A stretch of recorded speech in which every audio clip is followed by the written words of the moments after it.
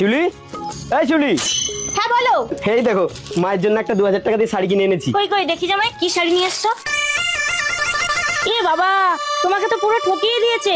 এই শাড়ির দাম তো বেশি নয়, মাত্র 300 টাকা। যাও, তোমাকে এইভাবে ঠকিয়ে দিল? তুমি না ভীষণ বোকা। জামাই, তুমি না কোনোদিন ওই দোকানে যাবে না, একদম চিটিংবাজ দোকানদার। এমন কথা বলতে নেই, ঠকিয়েছে তো কি হয়েছে? আরে তুমি কি পাগল? কেউ ঠকালেও তার কাছে যাবে?